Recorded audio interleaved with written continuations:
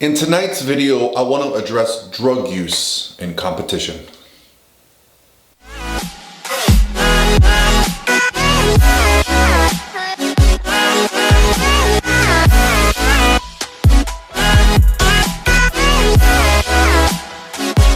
All by myself.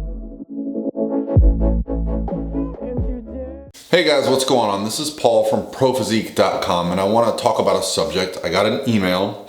Now, I'm not going to share the email, the person who sent it, or any of that. But basically the gist of the email was this person is working with a coach, and the coach has suggested that they get on anabolics to get in stage condition. This person also happens to be a bikini competitor, so that may play into some of this discussion. But I want to go over my opinions on the use of things that might be considered prescription based, but at the very least they are hormonal products, things that can help us in certain facets. But what's the most important thing that I want to talk about is your overall health and well-being. So what are my thoughts on the use of anabolic steroids or derivatives in competition? Well, I think like anything else, oftentimes with greatness comes risk. Sure, is it considered unhealthy to take anabolic steroids to put on more muscle, or to get leaner, or to take human growth hormone to change the way that you look, or to inject insulin to put on muscle quicker? Is that considered dangerous? It can be, certainly can be, if they're done improperly, but it can also be considered very dangerous to drive 200 miles an hour in a car, or do a wheelie on a motorcycle, or any number of other extreme things. Jumping in the Olympics off of a ski lift, hundreds of feet in the air. Okay, that's an Olympic sport. Seems to be pretty dangerous to me, right? So I don't judge that stuff. I actually love bodybuilding for what it is, okay? Whether or not someone uses steroids really changes nothing about that person, in my opinion. Part of me admires someone that can take things to such an extreme, whether it be in bodybuilding or business or whatever facet of life, when they can kind of push themselves to just do things extreme. Oftentimes that's admirable. So let's talk a little bit about the specifics of what I want to discuss.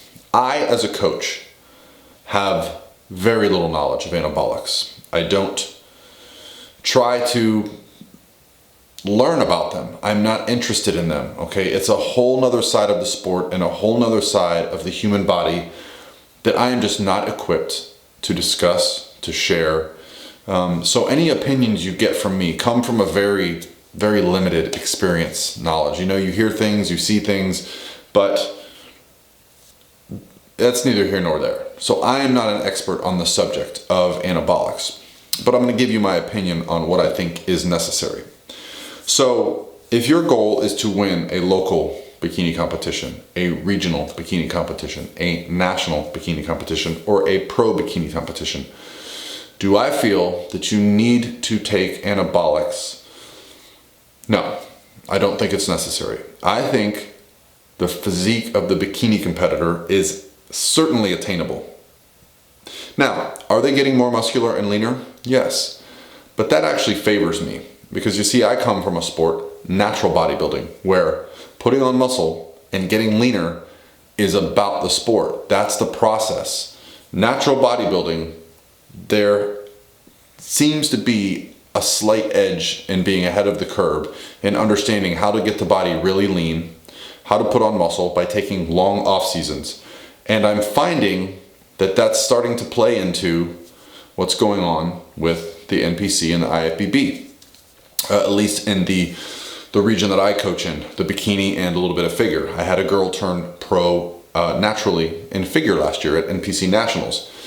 How did we do that? Well, we took a 2-year off season. We dieted long and hard, and basically I told her, for her to have a chance to even get looked at on the national stage, she had to be the leanest girl in her class. And it just so happened that we did. I also had some girls turn pro in bikini, and will be competing as pro in bikini this year at many shows. So my overall theme here is if you're being asked by your coach to do something that you're uncomfortable with, and he can provide no medical benefit, I would strongly consider having a discussion with that person, saying what you're uncomfortable with. I don't think many coaches would push it if it's something you're uncomfortable with.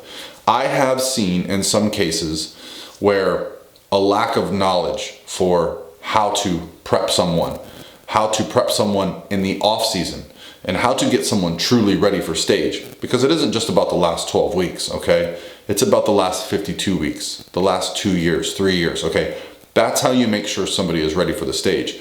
If you have to resort to only adding cardio and only reducing calories to get someone stage lean, that's where I find the coaches start to want to include substances that are gonna speed up fat loss, help muscle retention, and that's a slippery slope, okay? Because if you have to do that to get on the national stage, what are you gonna do when you turn pro and you wanna climb the ranks to get to the Olympia stage? Because that's the ultimate goal. Likewise with competing in any of the other sports, any of the other divisions, right? So if you have to, let's say, get on anabolics just so you can get nationally qualified, well, what are you gonna have to do at the national level? What are you gonna have to do at the pro level to be competitive? How far are you willing to take it? Now, if your answer to that question is, I don't care, I wanna do whatever it takes, that's great. I'm fully for that. But you just need to have that discussion with the coach. You need to work with somebody who has that skill set, that knowledge set. And if you come to me and you tell me what your goals are and I don't feel like it's realistic to do naturally, I will tell you. I will tell you straight up. This is where you need to go, okay? You need to go work with a coach who has this skill set. So I don't want to place any type of judgment, anything. I have no issues with it whatsoever, as long as you know what you're doing. The only time I have an issue with it, 2 times. One, when a coach tells someone to do some of these substances and does not explain what they are, and they actually don't know what they're doing. They just think it's a supplement or something that they should be doing or that everyone is doing. And they don't realize the long-term health side effects that these things can have.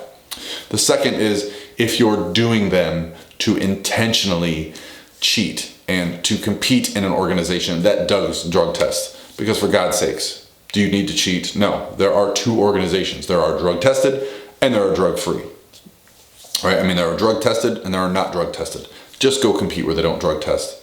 There's plenty of room for everybody in both, okay? So that's the only 2 times that I really have an issue with it. Outside of that, it just comes down to what you want to do for your body, what you and your coach think is best, and you know, what's in here for you. So that's it for me on this video, guys. Hopefully it wasn't like too deep or too, it's kind of a odd subject. It's kind of the subject that competitors don't talk about too much, and I think everyone just kind of assumes when someone gets in really good shape that they're on stuff or something, and especially those that have never competed before make a lot of assumptions, and that's fine. I'm not here to change anyone's mind. This is just my opinion for this person that asked me this question, what they should do. And so I hope I helped you, young lady.